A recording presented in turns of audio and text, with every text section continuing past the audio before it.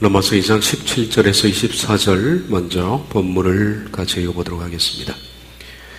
유대인아 불리는 내가 율법을 의지하며 하나님을 사랑하며 율법의 교훈을 받아 하나님의 뜻을 알고 지극히 선한 것을 분간하며 맹인의 길을 인도하는 자여 어둠에 있는 자의 빛이요 율법에 있는 지식과 진리의 모본을 가진 자로서 어리석은 자의 교사여 어린 아이의 선생이라고 스스로 믿으니 그러면 다른 사람을 가르치는 내가 내 자신은 가르치지 아니하느냐?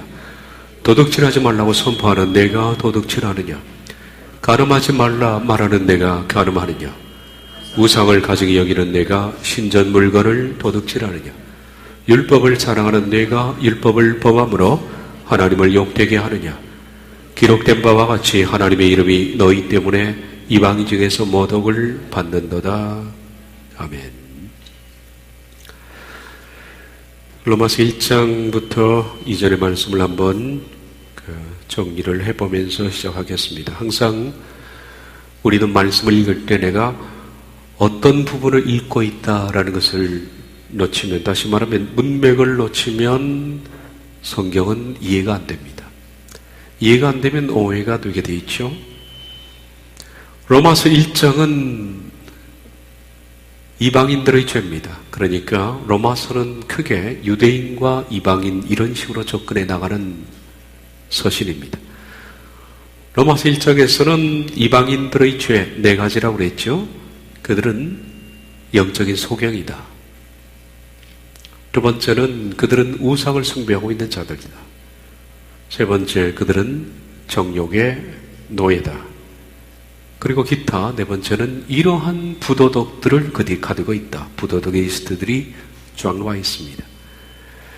이런 죄들에 대해서 유대인은 그 배시몬의 입장에서 이들이 사형에 처한다고 목소리를 높였던 사람들이다 그랬습니다.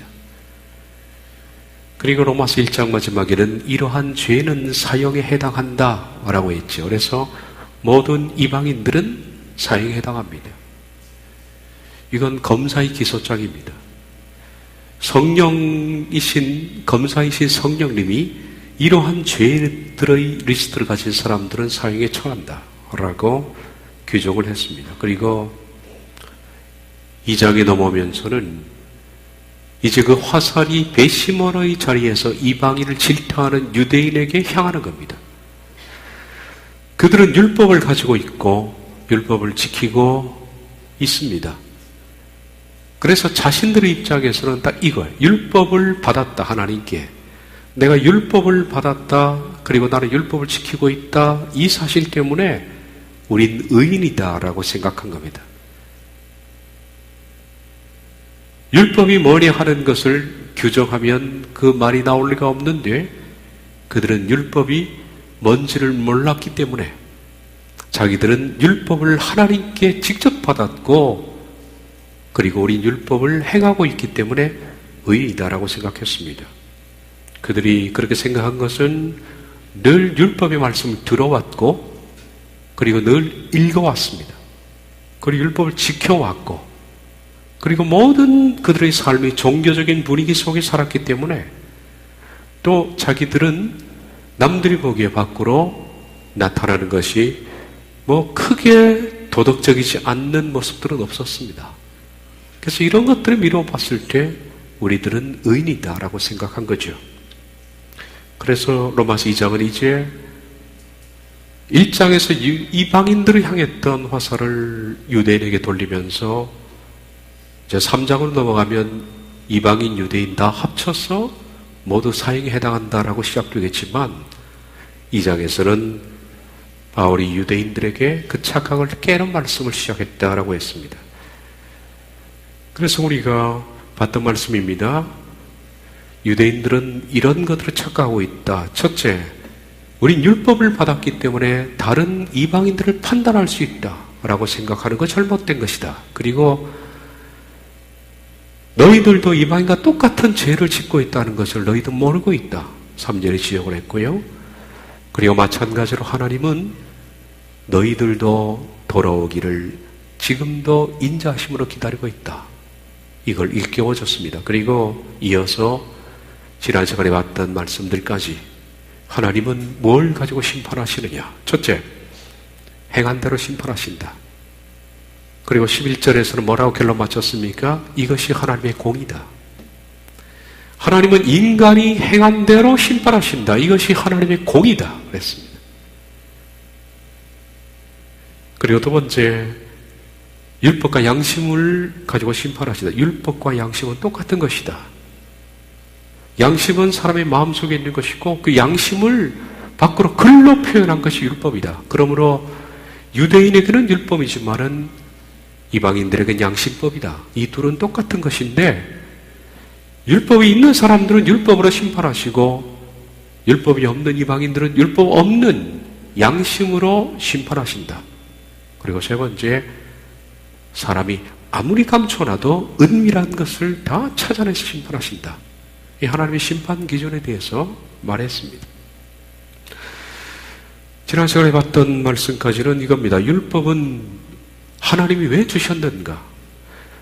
애초에 하나님은 율법을 주실 때 율법을 사람들이 지켜서 의인 되도록 하는 것이 목적이 아닙니다. 아예 그런 목적은 가지고 있지 않습니다.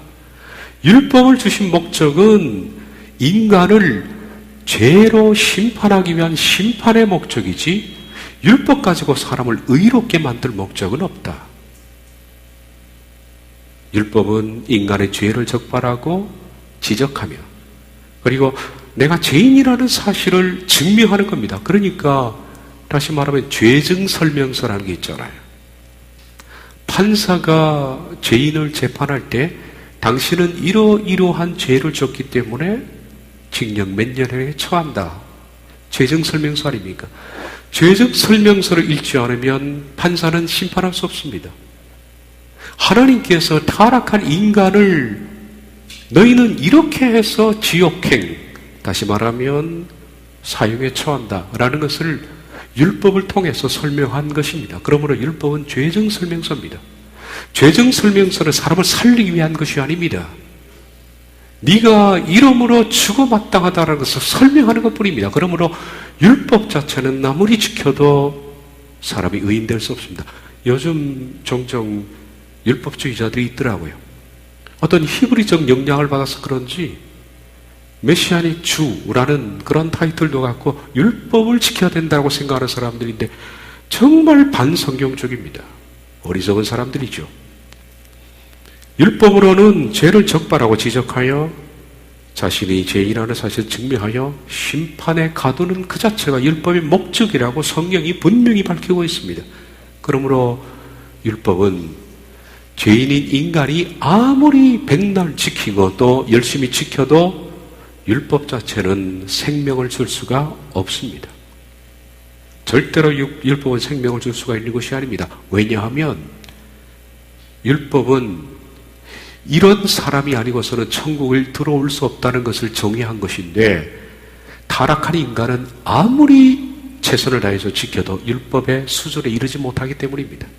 절대 이르지 못합니다. 최선을 다해서 율법을 준수해 보십시오. 절대로 율법이 요구하는 도덕적, 윤리적 수준까지 인간이 이르지 못합니다. 왜냐하면 인간은 죄인이기 때문입니다.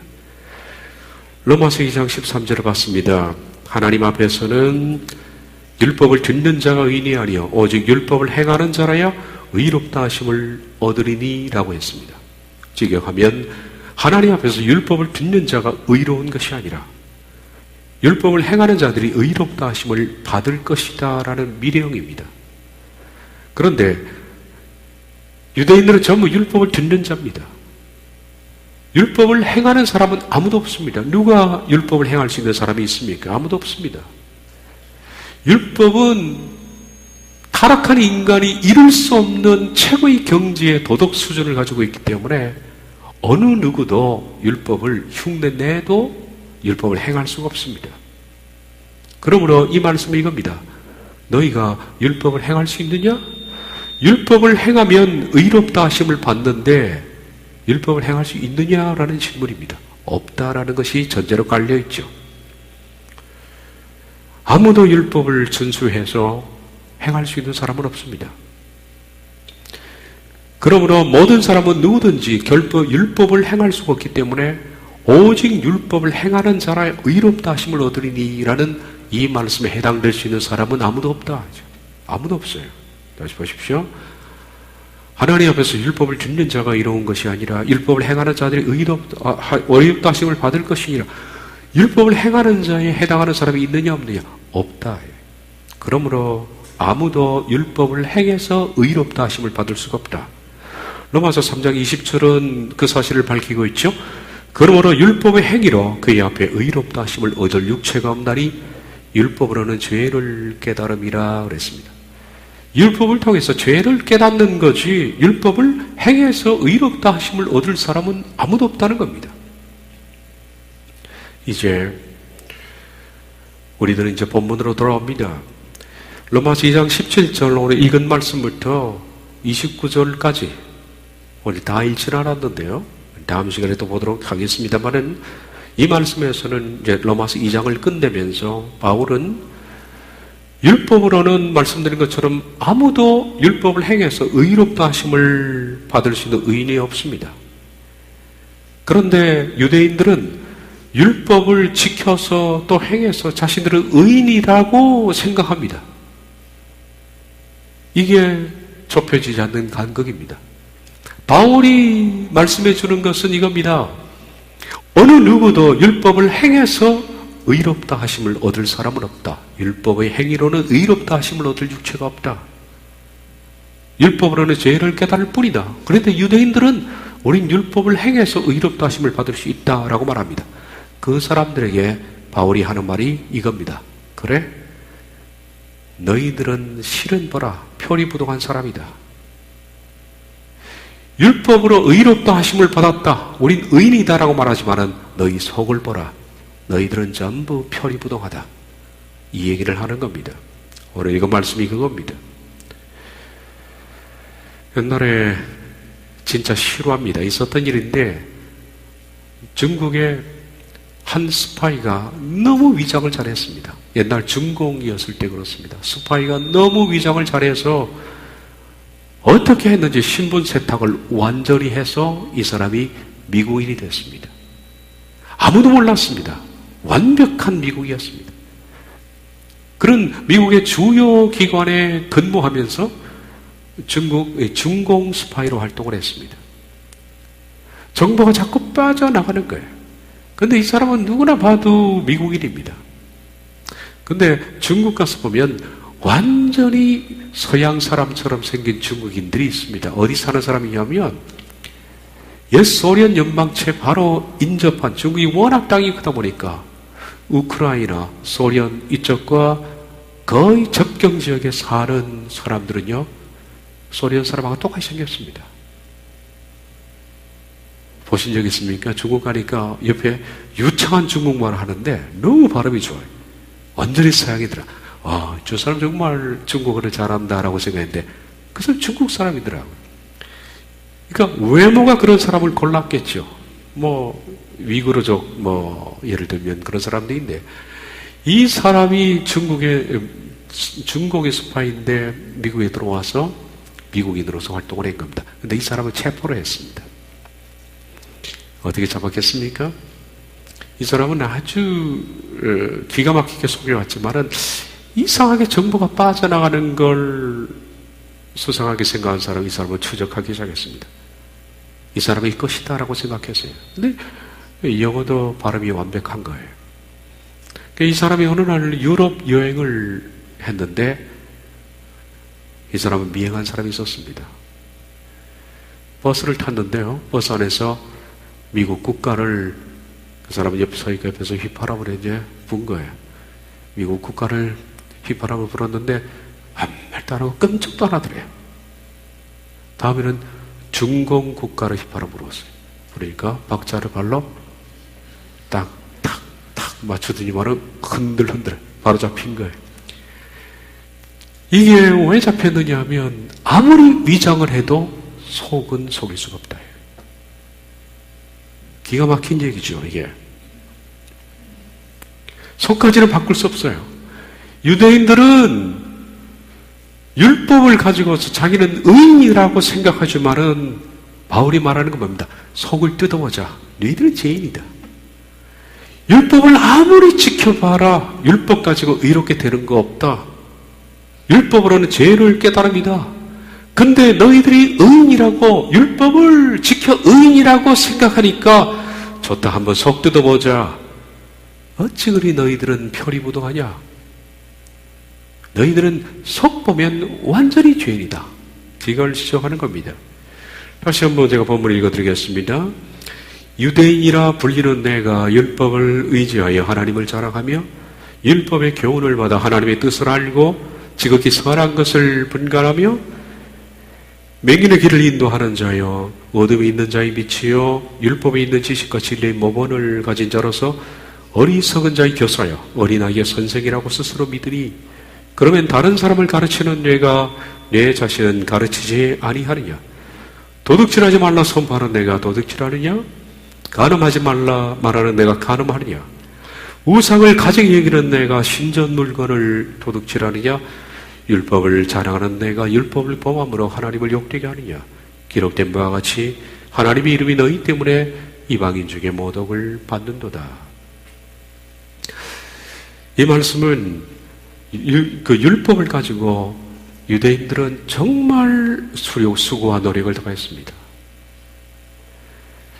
이건 우리 열정과 비교 안 됩니다, 여러분. 우리 열정과 비교 안 돼요. 그들의 기도, 구제생활, 성경에 대한 애착, 율법을 지키려는 수고, 제가 말씀드렸지 않습니까? 10의 1조, 그들은 10의 3조를 드립니다. 어떤 분이 11조에 대해서 설교 한번 해달라는데 짬을 낼 틈이 없어요. 지금 할 게만 요한계시록도 해달라고 그랬는데 짬을 낼 시간이 없죠.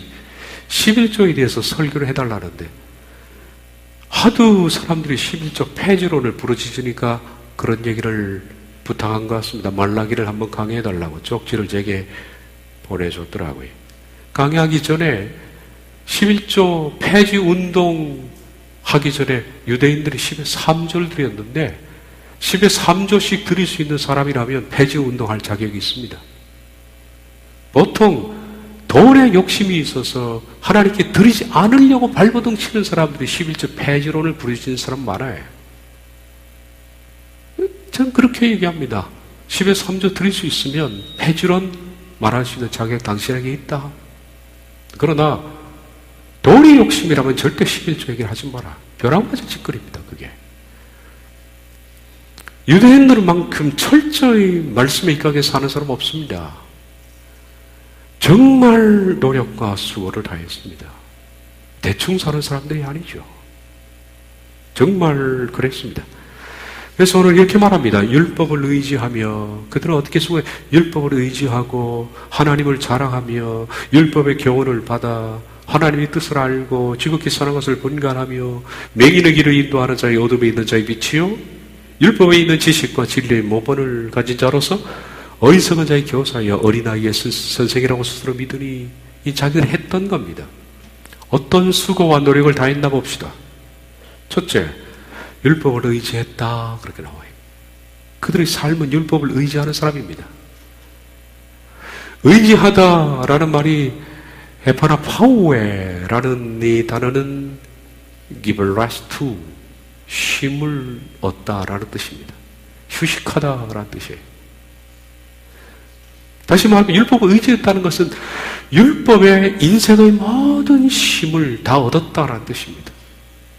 그들은 율법을 듣고 읽고 나누고 율법을 외고 율법을 지키는데 인생의 모든 쉼을 다 얻은 거예요. 이것은 그들이 율법을 어느 정도까지 생각했는지 하는 것을 알 수 있는 내용이죠. 인생이 힘들면 율법을 외고 읽고 하면서 위로를 받습니다. 고통을 당할 때마다 율법으로 들어갑니다. 거친 인생을 만날 때마다 율법으로 갑니다. 그러면서 율법을 사람이 살면서 얼마나 고난이 많고 어려운 게 많고 역경이 많습니까? 우린 그렇게 하나요? 그 사람이 힘들고 어렵고 비바람을 만나고 진눈깨비 만나고 그러면 말씀을 읽으면서 거기서 위로를 받는 사람이 얼마나 될까요? 말씀이 휴식의 침상이 되는 사람, 전 그리스도인들 가운데 그렇게 많이 발견을 못합니다. 그런데 정말 말씀이 휴식의 침상이 된 거죠. 그 정도로 그들은 율법을 좋아했습니다. 이것이 율법을 의지했다는 뜻입니다. 힘들면 곧장 율법으로 갑니다. 고민이 있으면 곧장 율법으로 갑니다. 그리고 율법을 읽고 거기서 위로를 받아 그 정도로 그들은 율법을 의지했다라는 뜻입니다. 그리고 또한 그들이 하나님을 자랑했다라고 말합니다. 하나님을 자랑했다. 가오카사이라는 이 단어, 가오마이라는 단어인데 이 단어는 하나님을 exalt는 뭡니까? 이거는 기뻐 날뛰다는 뜻입니다. 그리고 당당해지다 이런 뜻입니다. 하나님을 자랑했다는 것은 하나님 안에서 이 and deo라는 것은 in God입니다. 그래서 가우카사이 and deo라는 것은 하나님 안에서, 원래 이 뜻은 하나님 안에서 기뻐 날뛰며 당당해졌다 이렇게 말합니다. 그들은 이 하나님 안에서 기뻐 날뛰었습니다. 보통 우리 그리스도인들이 이 정도 기쁨 없습니다. 유대인들 하도 책망하다 보니까 유대인들의 나쁜 점들만 부각해서 그런데 그들은 하나님 안에서 기뻐 날뛰었습니다. 그리고 하나님 안에서 그들은 당당해졌다. 율법을 통해서 그렇게 했다. 그리고 또한 그들은 율법의 교훈을 받았다. 교훈을 받다라는 카우테케우라는 이 단어는 구전으로 가르침을 받다.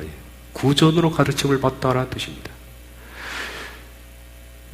유대인들은 물론 책을 펴서 읽기도 하지만은요, 유대인들의 교사들은 계속 말을 합니다. 신명기 6장에도 그런 말씀이 나오죠. 네가 앉아있을 때나 일어날 때나 집에 있을 때나 밖에 있을 때나 부지런히 가르치고 또 가르쳐라 그러죠. 이게 그들의 모토입니다. 거리에 있을 때나 앉아 있을 때나 집에 있을 때나 밖에 있을 때나 전에 말씀드린 것처럼 늘 경문, 이 태플린 이런 걸 차고 그리고 집 입구에 또 말씀 상자를 붙여가지고 거기에다 입을 맞추고 들어갈 때 입 맞추고 나올 때 입 맞추고 차는 경문에다 입 맞추고 미간에 붙이고 항상 말씀을 외고 또 외고 유대인들은 반복 교육이거든요. 앉았을 때 일어날 때 부지런히 가르치라고 그랬잖아요. 반복입니다. 그게 구두로 하는 거예요. 유대인들의 식사 시간이 긴 이유가 식탁에 앉아가지고 계속 가장인 아버지가 자녀들에게 구전으로 모세의 율법을 자꾸 얘기해 주는 거예요. 그래서 율법을 교훈받아 이것은 원래 이 카우케메노스라는 이 단어가 현재 완료형입니다. 그러니까 직역하면 계속해서 구두로 가르침을 받으며 라는 뜻입니다. 율법을 계속해서 너희들은 구두로 가르침을 받는다. 이 정도로 열심히 있다. 그리고 하나님의 뜻을 알고 기노스케이스토 텔레마 근데 하나님의 뜻할 때 하나님이라는 단어는 없습니다. 그러니까 이것은 오버해서 번역을 한 거죠. 그냥 그 뜻을 알고 이건데 이건 큰 오역입니다. 어쨌든 하나님의 뜻을 알고 이것은 그 뜻을 알고 기노스코라는 이 단어는 경험하고 아침에 제가 설명한 그 단어입니다. 경험하고 학습하고 체험해서 얻어진 알미입니다. 그 뜻이라는 것은 한글 개혁의 하나님의 뜻이라는데 하나님의 뜻이 아닙니다. 그 뜻은 앞에 나와 있는 이겁니다. 율법을 계속 구전으로 교훈을 받고 그리고 교훈 받다 보니까 율법의 그 뜻을 알고 이 뜻입니다. 하나님을 알고가 아니고 계속 구전으로 율법을 교육받다 보니까 율법의 깊은 뜻을 알았죠. 그들이 그걸 알고 그리고 지극히 선한 것을 분간했다. 지극히 선한 것을 분간했다. 이거는 직역하면 파란색 글자입니다. 중요한 것들을 면밀히 검토한 후에 인정했다. 직역은. 그들은 율법의 아주 중요한 것들을 면밀히 검토한 뒤에 인정했습니다. 얼마나 그들이 율법을 열심히 공부했는지 유대인들은 성격이 굉장히 철저하고 세심합니다. 성지순례 가보면 성지순례에서 성지 있는 거 이 성지는 다 가짜라고 그러죠. 그러니까 카톨릭에서 다 만들어 놓은 겁니다. 아랍하고 짜가지고 전부 거짓말입니다. 근데 딱 성지순례 가면 딱 느끼는 게 하나 있습니다. 저도 이제 갔다 왔지만 옛날에 구약 루트를 통해서 갔는데 단 엉터리입니다만은 이 이집트 사람들하고 아랍 사람을 대하면 사람들이 참 어떻게 보면 인간적으로 좋아요. 유하고 부드럽고. 근데 그러다가 이스라엘 국경을 딱 들어가려고 그러면 국경 수비대부터 이스라엘 사람들은 진짜 깐깐합니다. 절대 웃지도 않고요. 냉정하고 차갑습니다. 사람들이 너무 달라요. 그게 이스라엘 사람들의 이 아랍 사람들 사이에 섞여 있는 소수로서 그런 위기감을 느껴서 그런 것도 있겠지만은 그들의 성격입니다. 왜냐하면 어릴 때부터 율법 교육은 철저하게 따져보고 하는 거예요.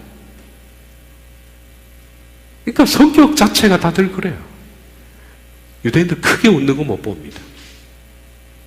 아주 냉정하고 그리고 깐깐하고 세밀하고 그게 교육적 시스템이 그렇게 돼서 그런 것 같아요.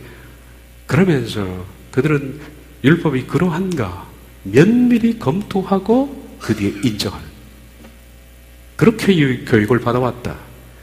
그리고 맹인의 길을 인도하는 자여 어둠에 있는 자의 빛이요 율법에 있는 지식과 진리의 모본을 가진 자로서 어리석은 자의 교사여 어린아이의 선생이라고 스스로 믿으니 지경을 봅니다. 게다가 내가 내 자신을 확신시켜왔다. 스스로 확신을 시켜온 겁니다. 눈먼 자들의 인도자, 어둠 속에 있는 형사들에게 빛, 율법 안에서 지식과 진리의 형태는 어떤 윤곽이죠. 윤곽. 진리를 완전히 아는 게 아니라 진리의 형태만 아는 사람들에게 이런 사람들이 어린아이라고 부르는데 이런 어이다에게 우리들은 교사다. 이렇게 그들이 생각해왔다. 지금까지 제가 쭉 설명해왔던 것이 그들의 열심입니다. 자, 보십시오.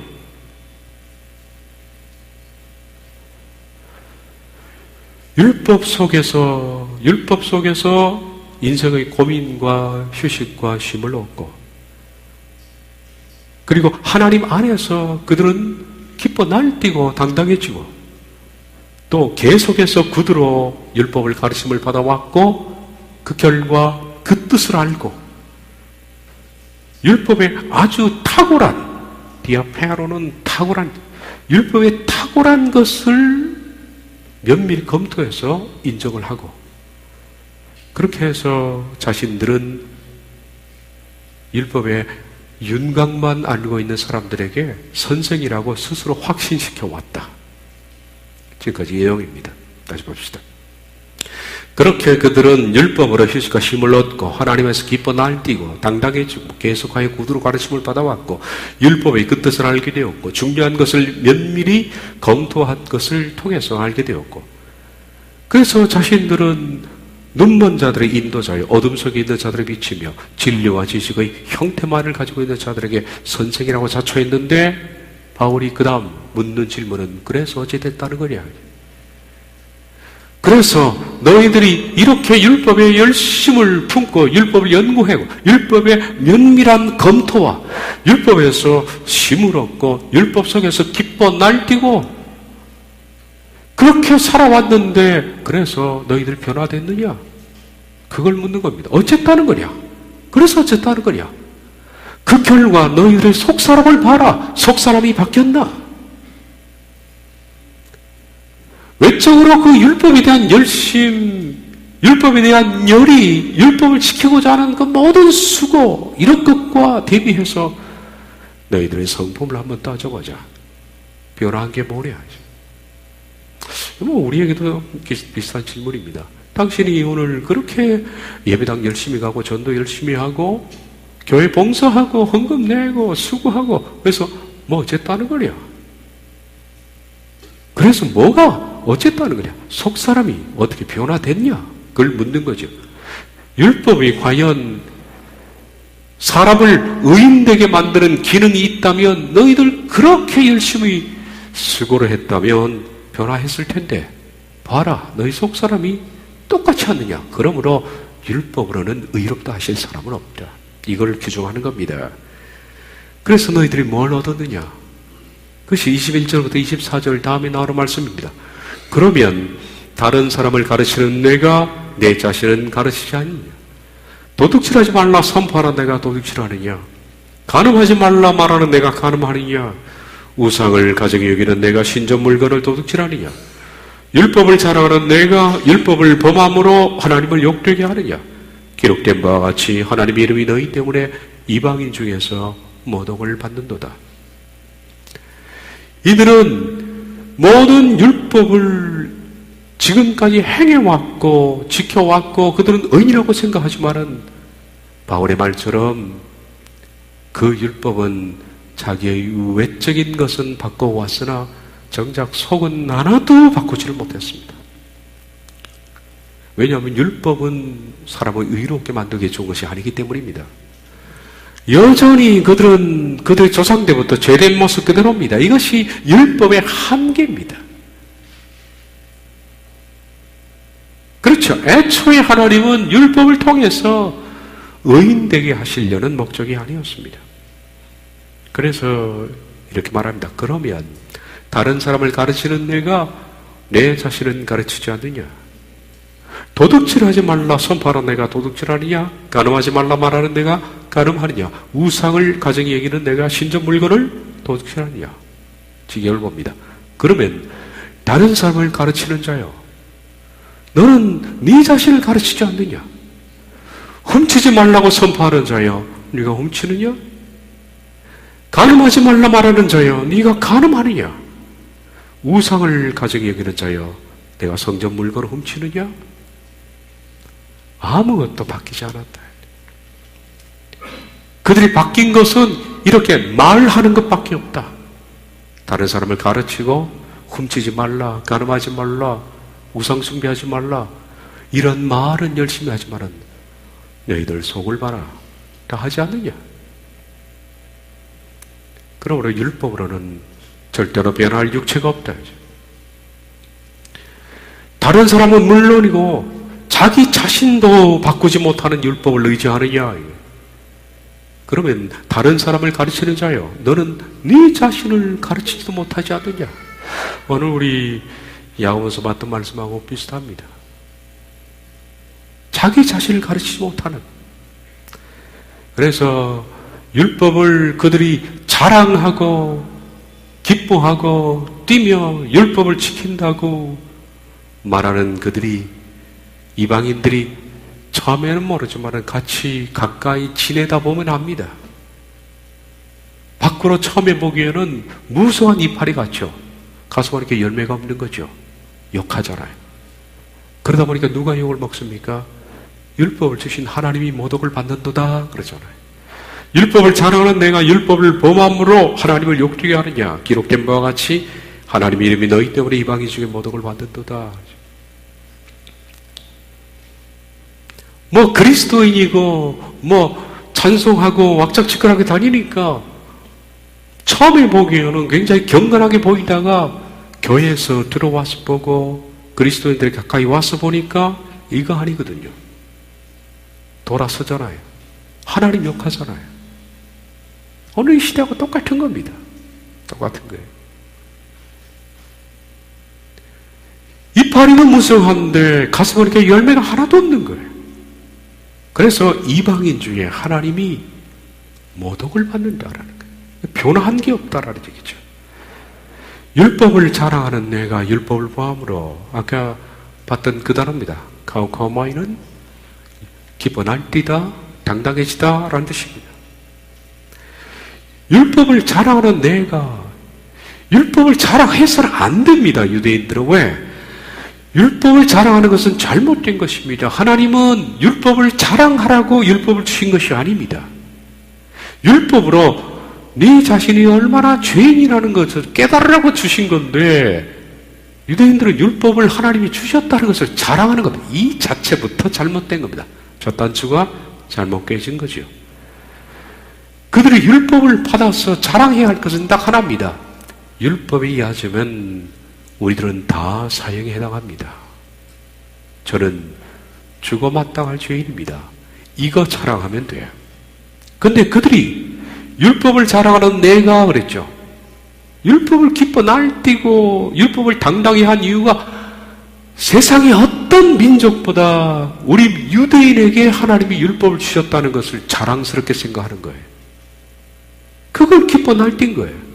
잘못된 거 아닙니까? 율법의 목적은 말씀드린 것처럼 죄인이라는 것을 깨닫게 하기 위해 이거 자랑해야 되죠. 자랑하려면. 로마서 7장에 나오지만 바울이 오호라 나는 어쩔 수 없는 사람이로다. 이리도 안 되고 저리도 안 되는 사람이다. 그게 율법의 자랑입니다. 이 깨달음과 고백이 율법에 주신 목적이었으나 유대인들은 죄인이라는 것을 자랑하는 것이 아니라 단지 율법을 받았다는 것, 하나님이 그들에게 율법을 주셨다는 것을 자랑했다. 카오마이. 이런 율법을 우리 민족에게만 주시다니.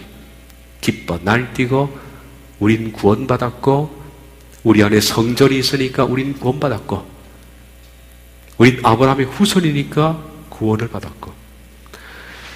따지고 봅시다. 그들은 자기들을 선민이라고 불렀습니다. 선택된 민족이라고 해요. 근데 선민이라는 이유는 하나님이 다른 어떤 민족에게도 주지 않았던 율법을 자기들에게 주었기 때문에 선민이라고 그랬습니다. 그런데 율법은 특별한 겁니까?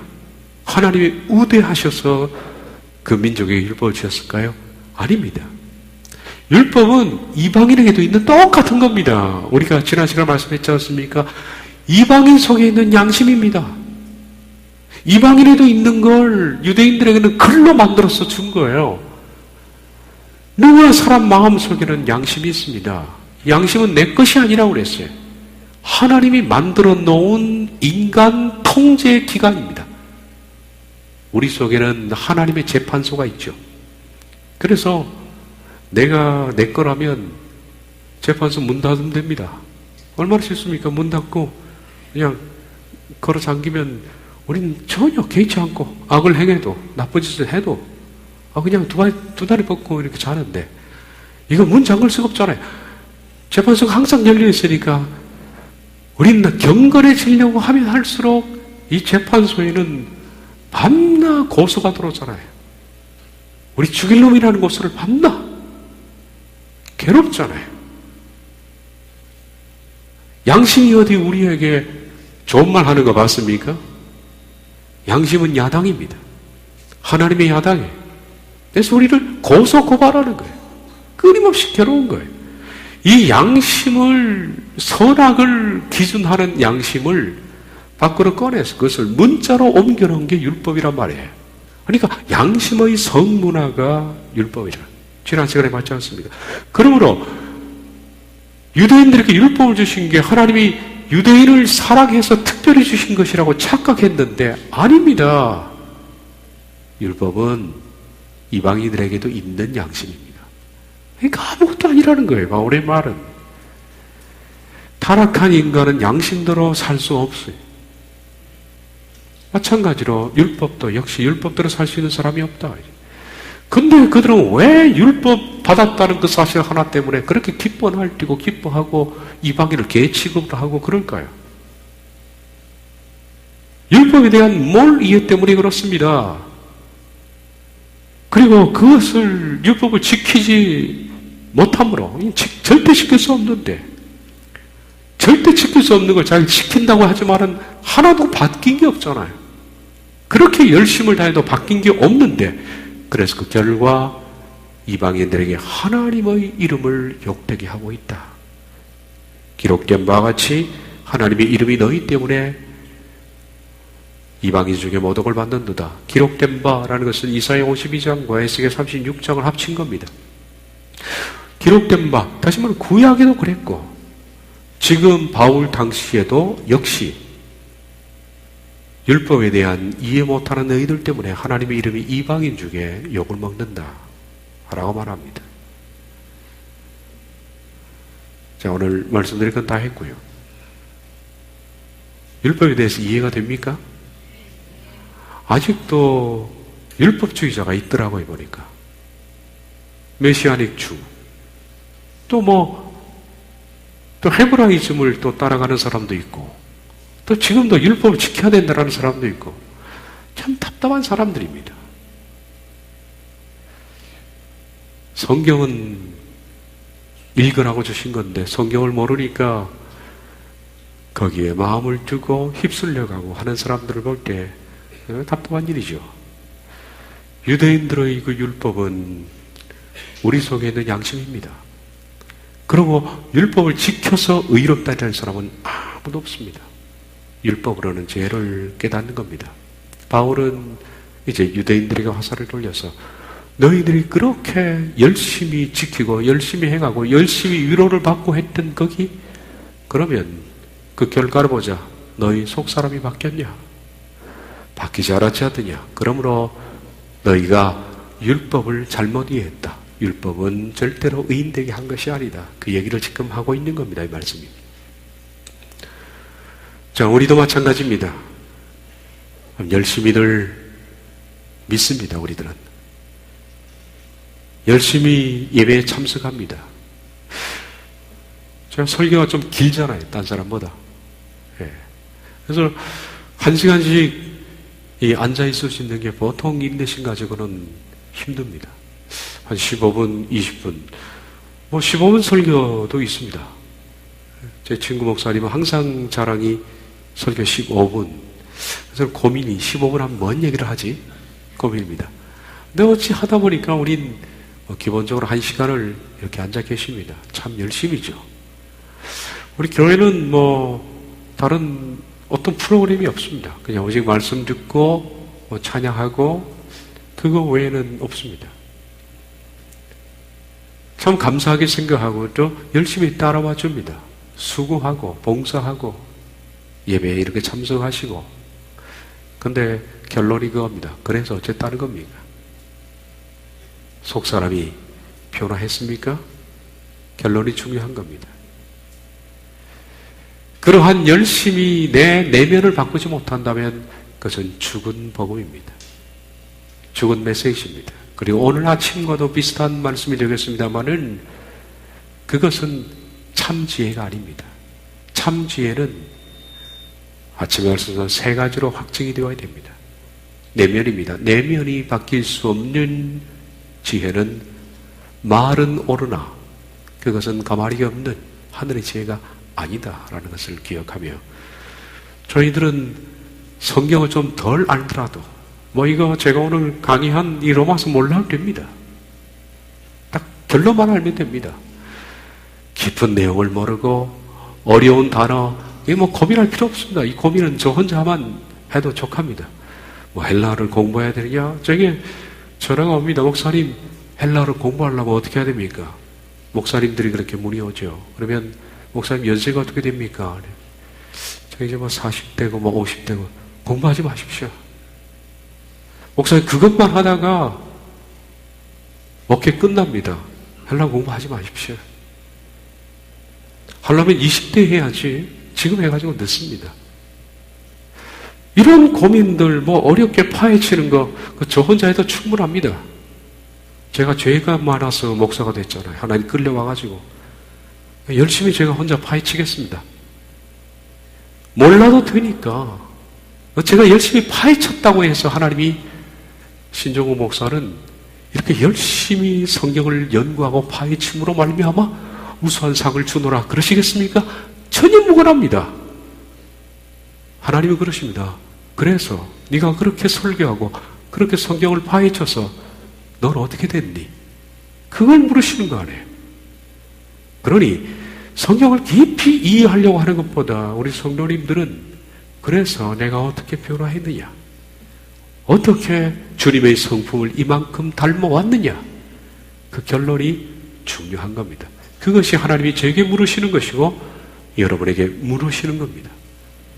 아무쪼록 우리가 변화되지 않으면 이방인들에게 하나님의 이름이 모욕되는 것처럼 지금 한국교회가 그러잖아요.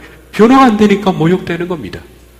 제가 변화가 안 되면, 제가 무슨 사고나 사건을 쳤으면 하나님의 이름이 모욕이 되는 겁니다.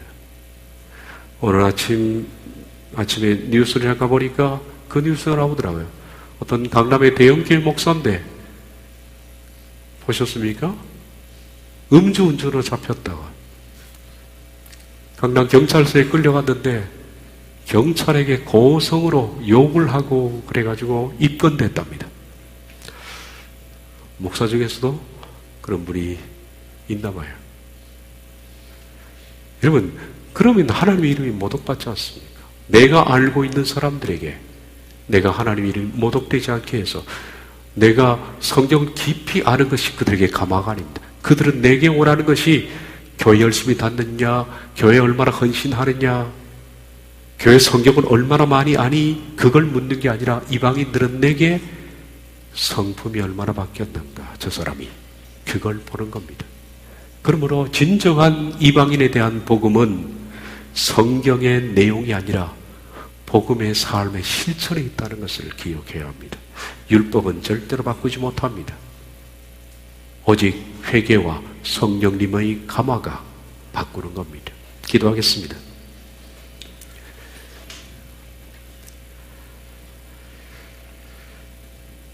기록된 바와 같이 하나님의 이름이 너희 때문에 이방인 중에서 모독을 받는도다.